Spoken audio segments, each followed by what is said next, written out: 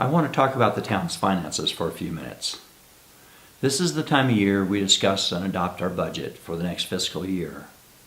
The town's budget is a reflection of what is most important to us as a town and gives authority to the administration to execute the policies set forth by the town council. Our proposed budget focuses on prioritizing roads, administration expenses, public works, which primarily is drainage solutions, public safety, which is primarily the fire department. Our budget is tight, and that's how it should be. Think about it. Would you want it loose? Too many people on staff spending more than they should? Many of you might even think we're broke. I want to give you a quick snapshot of our finances. When I was asked to be mayor, I went over the town's adopted budget, and I knew the budget was in trouble. The projected revenue was $775,000. That's about $300,000 more than in any previous year. The expense amounts were also inflated and contained line items to create new full-time positions. As I worked at getting a handle on the state of the town's financial position, I felt going back historically into the town's actual income and expenses from previous years would be the most effective way of beginning to understand our budget. A municipality receives income from taxes and fees. You can factor in known possible increases, but for the most part, the last 2 to 3 years are a pretty good indicator of what you can expect to happen in the future. This is at least a safe place to start. After seeing our revenue was a fantasy, I went to work cutting expenses. At the time of this recording, in mid-May, we're 10 months into our fiscal year, 7 months into me being your mayor, and our projected income is short by $300,000. This might sound like a scary number. This is also what I predicted we'd be short 7 months ago, so this didn't catch me off guard. I also think it's important to note that during this time, the water district separated from the town. They didn't do this because in some way it would be better for the town. They did this because it served them. This also caused additional hardship, financial hardship, to the town and the water district too. At the beginning of the year, the town integrated the administration of the water district with the town to help cut overall operating expenses and cost to all of us. The water district is the recipient of the savings right now because they're not paying the town for office expenses or bookkeeping services. The town provides this to the water district at no charge. This saves them thousands of dollars every month without causing additional hardship to us as a town. Every month that goes by creates more stability to the water district finances. I'll try to get into more detail regarding the water district finances in another video, but for now, saving them money keeps our water bills lower and increases financial stability to the district. Another contributing factor is me foregoing receipt of any salary. Let me be clear on this point. There was a salary for the mayor in our adopted budget. I've donated this back to the town, and because this is not paid to me, there are no matching payroll taxes to be paid. I also do not take any of the benefits that have been paid historically out to previous mayors, like health insurance. This amounts to about $18,000 a year. This savings helped put us back in the black, as well as other reductions. I also personally fund my expenses instead of turning in receipts to the town for reimbursement.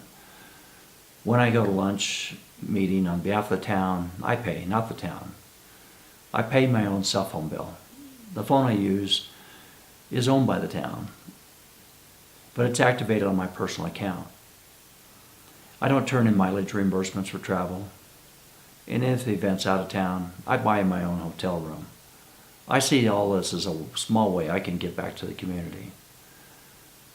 But because I've been cutting our expenses and not hiring new people, I've been able to steer the town's finances in a positive direction. In 7 months as your mayor, I've taken a budget train wreck and turned it into a small surplus. So this is good news to be able to recover to this degree. Now, since the town increased taxes this past year, I think it's important to point out that the surplus is likely only a few $1,000s. Our taxes have been the same for 8 years, yet the cost of doing business has increased a little bit for everybody every year, including the town. An increase was unfortunately necessary and very much needed to help us balance our budget. When I look at the town's finances, I remember being a younger man, living paycheck to paycheck. The end of the money seemed to come a few days before the end of the month.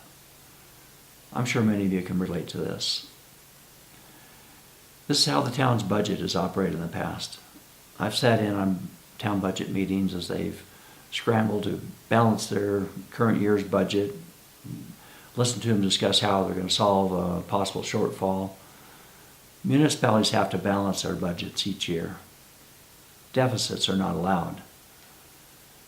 I've been working closely with Ben Billingsley, our finance director, to stabilize our town's finances and to put in place tighter accountability in our budgeting process. A few of the things that didn't sit well with me in our adopted budget were some of the revenue items, like the Turtle Fund, BC Road funds, RAP taxes, drainage funds. Our budget showed these items as revenue, but there was not a corresponding expense item listed to offset these, except for maybe some BC Road Fund expenses. So the way our general fund works, these add to the budget bottom line, but these funds should only be spent in a specific way. This can give the impression there's money there, when technically we shouldn't count on it for paying daily bills. So I'm trying to change the thought process of our finances and make a shift toward a more stable financial structure. This will require us to stay on a spending diet and move towards funding depreciation. So what is funding depreciation? The town owns many different assets, like vehicles, for example. Most of these assets have a lifespan to them. Funding depreciation means estimating the lifespan, these assets' lifespan, and fund the amount of depreciation each year. We do this by putting away a few dollars every year. Or in other words, we put into a savings account monies we will need someday for any given asset's replacement. This means to stop living paycheck to paycheck and save for the rainy days that always seem to come. Now back to our budget and those categories of revenue I mentioned. We need to effectively zero out these budget items by having an expense in place to match the income. This removes the revenue items from adding to our bottom line and the distortion of our financial position. We also need to have in place historical tracking in case of an audit on these funds. Technically speaking, the way our current budget was done, I'd have to ask accounting, are the BC Road funds really there? Knowing these funds are protected in our financial structure will prevent us from scrambling to the last minute in June to balance our budget. This will also enable us to be more responsive to the needs of the town. So if you look at our financial position online, you'll notice it appears we're spending more money than in years past for BC Road funds or for drainage fees, for example. This increase is what I mean by protecting this money. We earmark it to be spent, even though we may be saving it for a larger capital project. Our town's budget is in really good shape right now. We have funding for road improvements and stormwater projects. We're not broke, and we are living within our means. We'd love to have more people on staff to help us out, but we can't afford it right now. So I wear a lot of hats around here to keep things humming along. We've also implemented technology and more efficient workflow dynamics to maximize staff productivity. We also have many town volunteers helping us out with things like roads and code enforcement. This saves the town thousands of dollars every month thousands, I should add, that we don't have right now. I feel very fortunate to have so many people step forward and volunteer to help make Apple Valley great again. At the end of the day, what is best for the town is what guides me every day. Thanks for listening.